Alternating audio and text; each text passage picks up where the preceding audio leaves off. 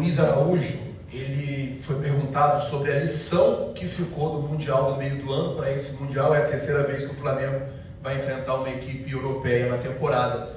E ele falou que não se pode repetir os erros que teve, por exemplo, no jogo contra o Bayern de Munique. Quero saber de vocês, se vocês chegaram a reassistir esse jogo, e se nesse tempo que vocês estão aqui no Catar, vocês conversaram sobre isso para que seja amanhã um jogo de erro zero. Obrigado. Não falamos do jogo do Bayern. Cada jogo é um jogo diferente. Não vamos jogar contra o Bayern. Vai ser contra o Paris, que é um adversário diferente, por mais que a forma que eles têm de jogar, de tentar vir pressionar, é diferente, mas a intensidade e a energia que eles colocam na pressão é a mesma. Naquele momento, eu acreditei que era o melhor plano para vencer o Bayern de Munique, que é uma equipe muito forte, e eles foram melhores que nós. Agora vai ser outro plano, outra forma que eu entendo que vai aproximar o time o máximo possível da vitória, mas sempre nunca abrindo mão do que são os nossos princípios e que foi a nossa equipe durante toda a temporada. E é o que pede o DNA do Flamengo. Então, um novo jogo, uma nova história, e o Luiz Araújo tem razão num detalhe muito importante no final, tentar cometer o menos erros possíveis, né? Porque a gente já sabe que o difícil que é reverter um resultado no final.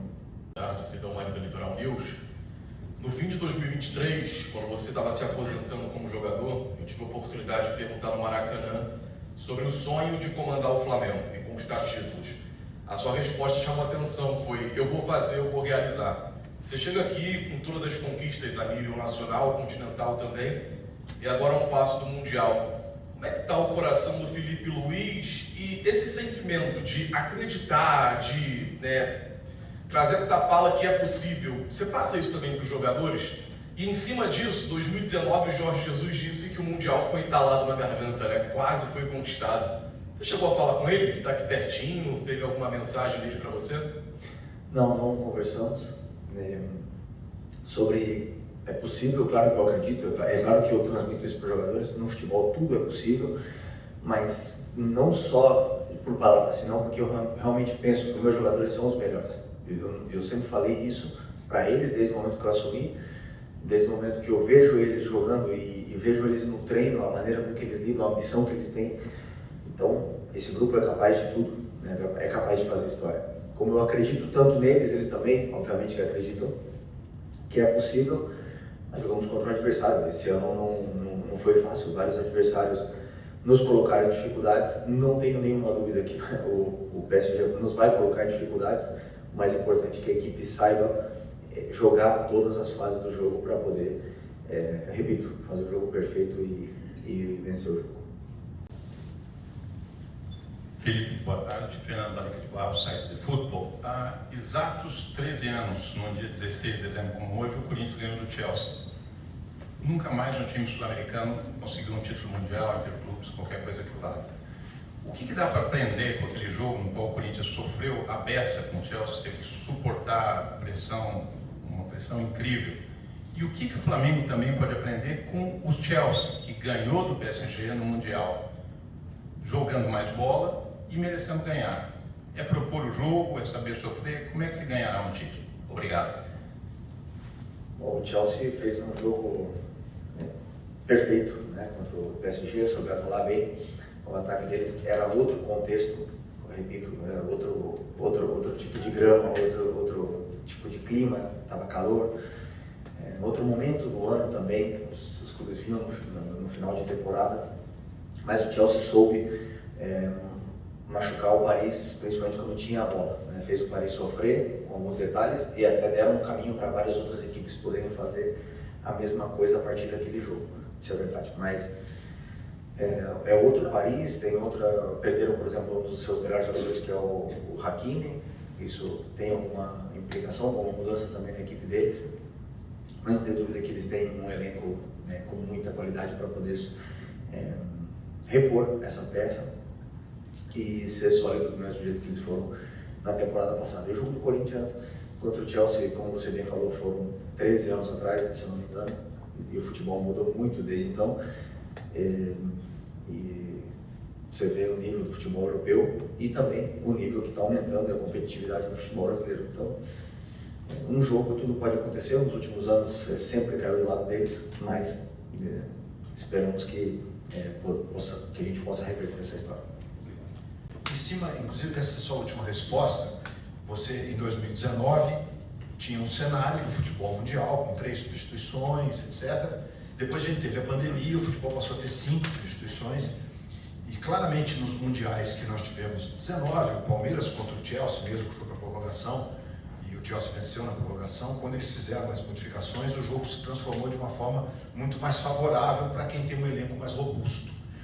Em cima dessa transformação que a gente está vivendo, e até numa comparação com 2019, que o jogo também foi para a prorrogação, um jogo muito equilibrado nos 90 minutos, um pouco menos na prorrogação, é uma transformação que você define como, se é realmente uma das mais importantes que a gente teve nessas 2 últimas décadas, muito por conta das 5 substituições e do entendimento que o mundo debruçou sobre o jogo, que tem hoje mais transformações, mais fases distintas do que nós tínhamos talvez há 10 anos atrás. Obrigado. Boa pergunta. Foram algumas mudanças, né, que influenciaram bastante, por exemplo, que o zagueiro ou algum jogador pode receber a bola dentro da área no tiro de meta. Essa foi uma mudança muito grande também, que influenciou muito na saída de jogo no futebol moderno. Mas essa verdade que você falou antes da pandemia eram 3 trocas, né? Eu sempre penso muitas vezes as trocas, o jogo pede elas, o treinador tem que sentir, muitas vezes a gente acerta, erra, dependendo do que está acontecendo no campo. Não só isso, senão que com a prorrogação você pode somar uma sexta ainda. Então, claro, se você começa com 10 jogadores e depois você acaba com desses 10, só 4 acabam, uma prorrogação, por exemplo, então claro que o time se desvirtua. Isso também temos que ter cuidados como treinador para o time não perder a estrutura, a solidez e a estabilidade que está desde dos jogadores que começaram. Então, foi uma mudança grande, beneficia muito os times com um elenco superior, talvez financeiramente, com um elenco grande, mas não, acho que foi uma mudança boa, até mesmo para diminuir o número de lesões. Não sei se isso aconteceu, mas no meu caso eu acho que foi uma mudança para o bem do futebol. Podemos chamar de menor investimento, enfrentou grandes equipes do Brasil, da América do Sul e gigantes europeus. Eu queria entender um pouco de você quais as principais diferenças na hora de preparar a sua equipe, seja para enfrentar um time de menor investimento, um time da América do Sul ou até mesmo um gigante europeu como o PSG. Obrigado. Não muda. É basicamente a mesma história sempre, né? Estudamos o adversário, preparamos o que é um plano de jogo e em função também das características dos nossos jogadores e o modelo de jogo que o Flamengo pede, e a partir daí, se o adversário tem menos qualidade ou mais qualidade, vai definir aonde a gente vai jogar, se é perto da área do adversário ou se é perto da nossa área. Mas os jogadores estão preparados para todo tipo de fases e contra todo tipo de adversário. E aí dentro do campo, eles que são os que colocam a mágica, né, fazem a mágica acontecer. Felipe, Sérgio Moledo do Coluna do Fla.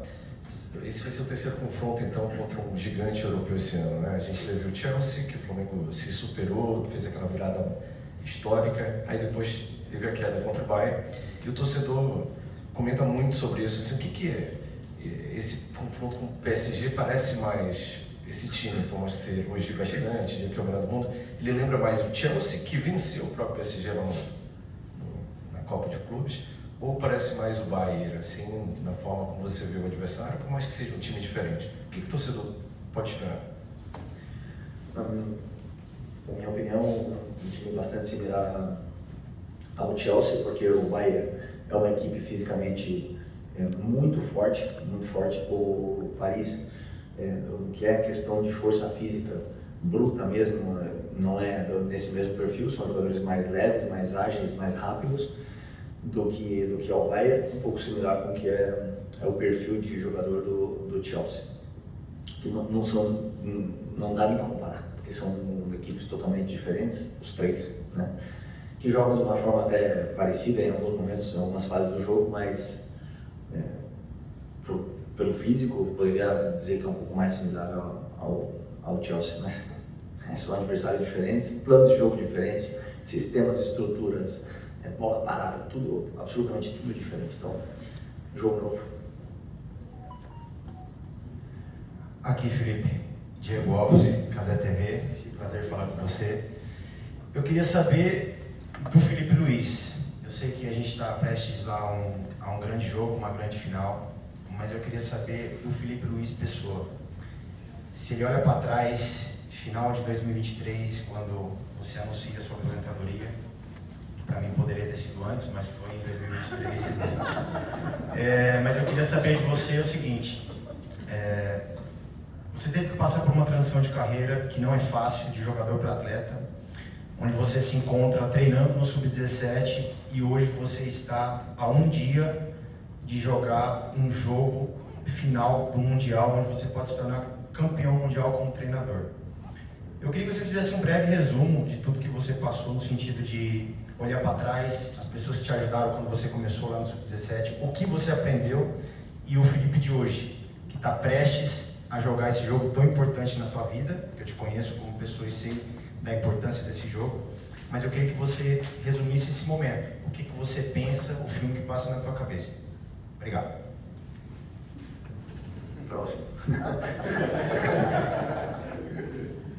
Pô, faltou o café, né? Mas lembrando já dessa história, quando eu fui te dar carona, você derramou o café no meu carro, esse dia aí, e como eu sonhava, né, em ser treinador, como a gente já conversava sobre isso, e durante quanto tempo passou pela minha cabeça ser treinador, e perguntando e falando com treinadores, e falando com jogadores, e eu tenho certeza que meu passo pelo Sub-17, onde o clube me deu essa oportunidade, porque não é fácil, o clube abre as portas e te deu uma categoria já tão importante para treinar, não tenho nenhuma dúvida que foi uma das coisas mais importantes nessa minha trajetória. Ali eu consegui me experimentar, consegui colocar tudo que eu penso, errei, né, muito mais do que acertei. E a base, ela permite você fazer esses testes e eu tive uma conexão muito grande com os jogadores, com os meninos do Sub-17, são todos os meus amigos. Eu vejo eles crescerem, alguns fizeram gols já no profissional comigo, então foi uma categoria que me deu toda essa confiança para chegar no profissional e saber como lidar com o jogador, como apresentar uma preleção, como falar no treino, como me colocar no campo, e foi muito importante. Do jogo, isso já preparando para o jogo de amanhã, na verdade foi tudo muito rápido, mas com um objetivo traçado na frente. Eu sempre tive muito claro os objetivos na minha vida. Parece que o tempo voou, foi muito rápido, porque a única coisa que a gente olha sempre é o próximo jogo, a vitória, o título e o que está pela frente. Então, esse é o meu objetivo. O jogo de amanhã, me conhece bem, quantas e quantas horas estamos estudando durante o ano para chegar nesse momento aqui, e amanhã, a partir do momento que o juiz apitar, desfrutar e que vença o melhor.